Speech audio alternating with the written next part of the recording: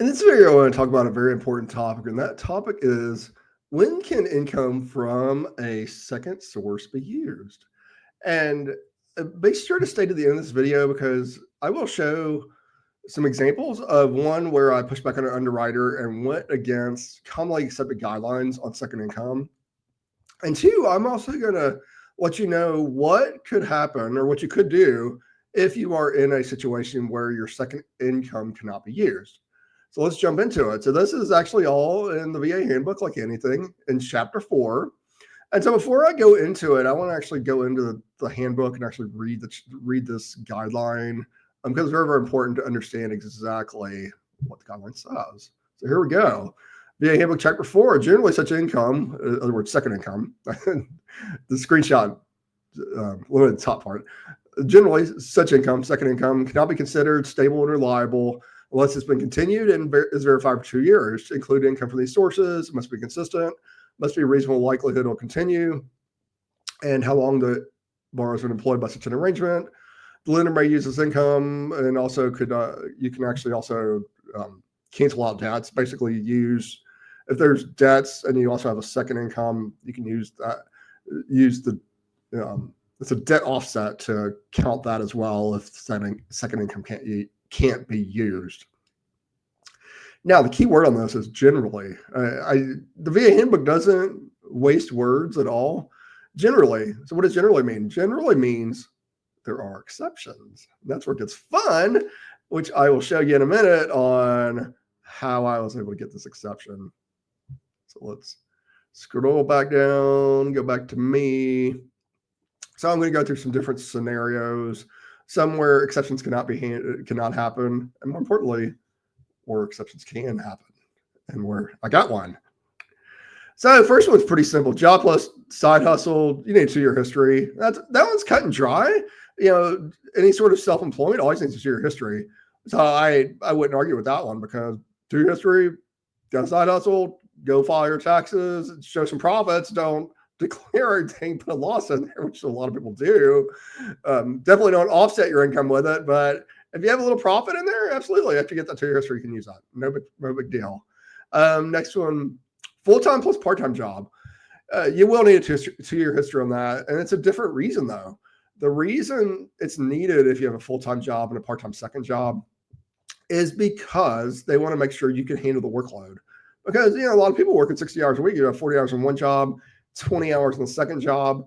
That's a lot of work, right? You got family, you got commitments, and underwriters want to feel comfortable that you can handle both workloads. They don't want you to quit your job 2 months after closing and then you're up the you know what and can't make your payment. So that's not good. So the interesting thing about the 2-year history on this one is it doesn't have to be 2 years of the same job.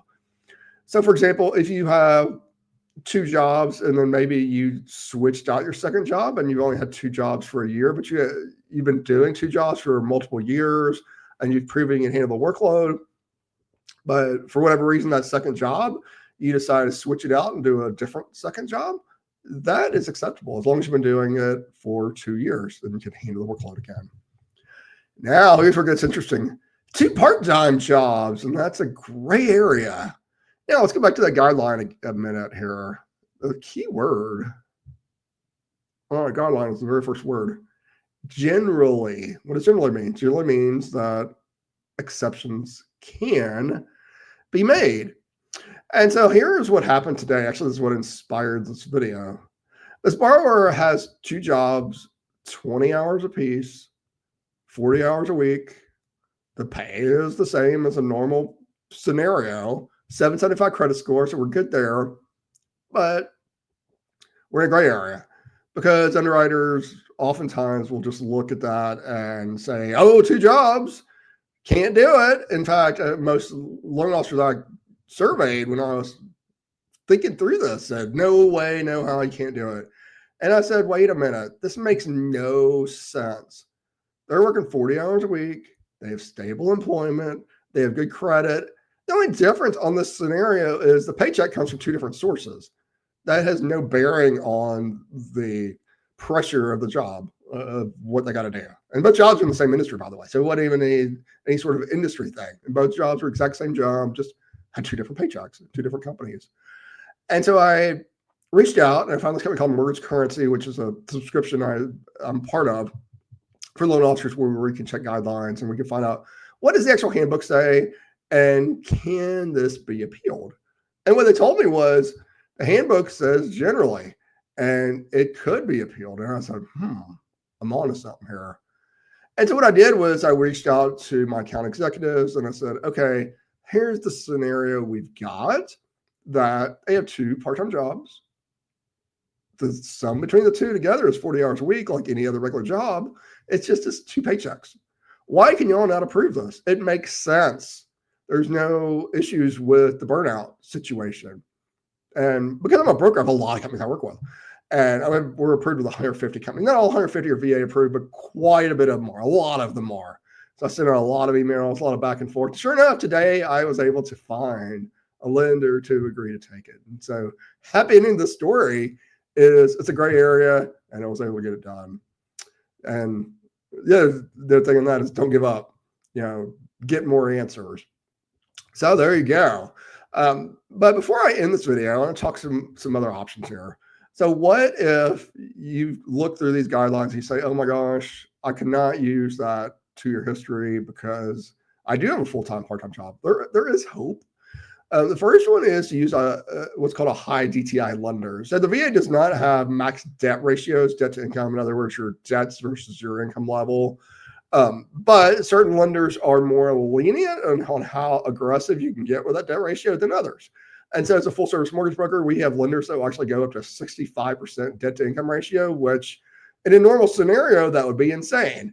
That I would not advise anyone to do a loan with a 65% debt ratio, again, under normal circumstances. But if you have this non-included income, and so it's 65 on paper and not actually 65, then that's a whole different situation. So that's definitely one way you can do it. And the rates are about the same, maybe half a point higher, if that. I'm not even really higher. Oftentimes the rates are super competitive anyway. So that's one scenario. Again, if you're in these situations, you got to work with a mortgage broker that has options, because if you work with a retail lender, you work with a bank, they have one underwriter they can send to, most likely they will not get these done. The second one is NonQM. So NonQM is a portfolio product. It's outside of VA. And so we've got bank statement loans. We've got mixed income loans where they will look at the entire financial picture and get a little creative to figure out. And we even have non-income loans, basically no income verification type loans. Now that's, very, very extreme, and you certainly don't want to go there, but we have that product if we need to. And the rates are higher. These are definitely your last resort type loans, but there are options. So if you have multiple jobs and that's just what you got to do to make things happen, don't give up. There are options, and let's talk through it. Let me guide you through that process. I just have a lot of different ways. I'm super creative, and I know how to make that happen for you. So I hope this helps. If you have any questions about VA home loans or anything more specific, or just want to give me a call, my number is 937-572-3713 or scarpro.com. Talk to you soon. Bye.